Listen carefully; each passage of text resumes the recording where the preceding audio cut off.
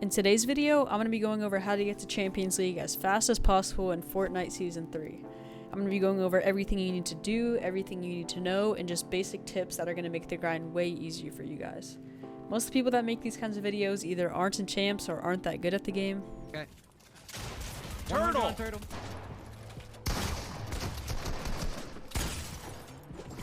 Okay.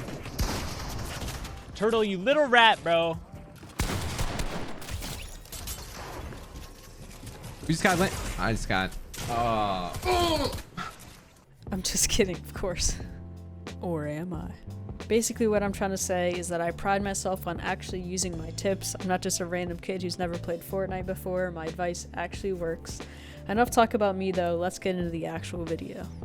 To start it off, I'm going to be talking about probably the most important thing in this video. What mode should you play to reach champs as fast as possible?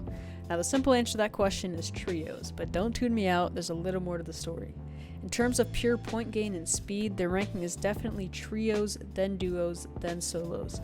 But, and that's a very big but, solos is 100% 10 times better than duos and trios for improving as a player. Now you're probably thinking, Turtle, I don't care about improvement. You even said yourself this video is how to get to champs as fast as possible, and you just said trios is the best for that. Let's put it this way, if you're not good enough at the game to get to champs by only playing solos, then you need the improvement that comes from only playing solos. And if you are good enough at the game to get to champs by just playing solos, then hey, it shouldn't be too hard, and after that you can just play whatever you want. Essentially, the takeaway is if you just want to get to champs fast, then play trios, but if you're like me and have no friends, or just want to improve faster, suck it up, play solos. It's definitely possible, and those who do are going to be way more confident and prepared for upcoming tournaments. The next thing I'm going to be talking about is landing spots. Now for the first 5 divisions, it doesn't really matter where you land because there's not that much bus fare, but for Division 6 and up, your drop spot is really important. Right now, the hottest drop on the map is definitely tilted. There's usually around 20 people there, which means the chance of survival off spawn is only around 5%, which is not good odds. But every other spot around the map is pretty even. Some of the newer ones are a little more contested than the older ones, but overall they're pretty even. So with that being said, I think this season you can get away with landing at any POI besides tilted. Just pick a drop that you like, try to learn it as best as possible, and if you can learn how to get a perfect drop every time, you're going to be surviving off spawn 90% of the time, and you're never going to have to worry about dying off spawn again. So now that I've discussed drop spots, let's talk about what you should be doing going into mid game and end game.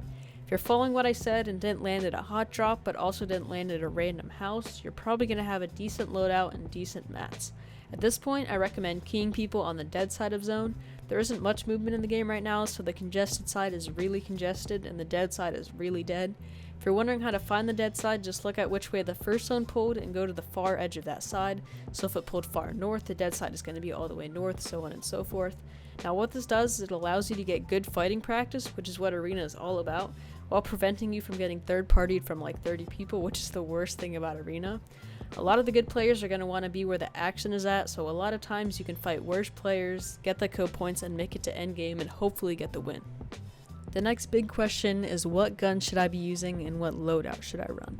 Most of you guys know that even though they did nerf the combat SMG a little bit, it's still really overpowered and you should still definitely be using it. In my opinion, the best loadout this season is combat SMG, striker pump, and 3 heals, preferably mini splashes in either floppers or med mist. In previous seasons, I would only recommend carrying 2 heals, but this season there isn't really a good item like Spideys or shockwaves and rifts like the beginning of the season.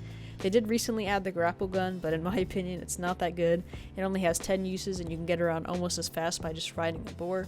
If you want to have a long range weapon, you can definitely carry the AUG instead of 3 heals, but that's totally up to you. The last big thing I'm going to talk about is for those of you who struggle with fighting, either you lack confidence or don't feel like your fighting skills are where they need to be. If that's the case, I wouldn't recommend playing Arena at all this season. Most people are going to tell you that if you're struggling in Arena, you should be playing Arena and W keying, and although you do get good fighting practice in Arena, you can get the same fighting practice 10 times as fast in creative, whether that's in realistics, build fights, 32 players on wars. Nowadays you can queue up against random players in almost every map, so I do recommend playing those until you feel like you're destroying everyone. You can play Raiders 1v1 map, I'll put it in the description, and if you're playing those and you're dying every single round to all the opponents, I would recommend to keep playing them, trying to get better. That's going to help you improve so much, and once you get to the point where you feel like you're beating everyone, that's when you can go back to Arena. So if you feel like you're just no match against everyone in Arena, sacrifice one season. Trust me, in the long run it's going to help out so much. I'm going to end this video off with some rapid fire tips. So starting it out with warm-ups, I recommend warming up for 30 minutes to an hour before playing Arena. If you hop straight into Arena without warming up, your first few games probably aren't going to go too well and you could lose a lot of points fast. In terms of specific warm-ups, if you're on keyboard, I recommend running Kovacs for 30 minutes to start out the day, and if you're on controller, you can just run an in-game aim trainer. After that, I recommend hopping into Raiders Peace Control Practice Map version 2. Again, I'll put the code on screen for that. And finally, you can 1v1 either a friend or someone random for 10 to 15 minutes.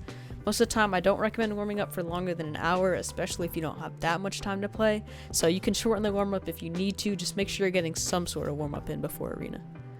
Another thing that's really important is taking breaks. It's more effective to play for 2 hours, take a 1 hour break, and then play for another 2 hours than it is to play for 5 hours straight. Not only are you going to be playing much better, but you're probably going to be enjoying it more and raging a lot less. If you ever do start to get really frustrated playing Arena, either take a break from the game or just hop into creative really quick to clear your mind. Playing when you're mad 10 times out of 10 is going to lead to you losing points, so if you die off spawn a few games in a row or you just die in a dumb way, don't force yourself to keep playing, you're not going to gain anything from it. The last thing I'm going to be talking about in this video is VOD reviewing. Now, VOD reviewing is essentially just looking back at previous games, whether that's your games or someone else's. I challenge you guys to look back at every time you die on your road to champs, and any bad habits that you notice, take a few minutes and practice them in creative before your next game. In no time, you're going to get rid of all your bad habits, which is going to prevent so many more deaths, leading to way more points. Another way you can VOD review is watching pros play Arena. I know whenever I watch someone really good play, I always notice something they're doing that I could be implementing into my own games, and a lot of times they aren't doing anything fancy. It's just simple stuff that you can implement into your own games. So watch other pros and look back at your own games. Trust me, it's going to help you guys so much. That's going to be it for this video. If you enjoyed it, it would help me out a ton if you subscribed. I'm trying to hit 1,000 subs by the end of the summer, and I'm only going to be uploading quality content. I wish you guys the best of luck on your road to champs. I believe in you guys, and I know you can do it. With all that being said, I'll see you guys in the next video.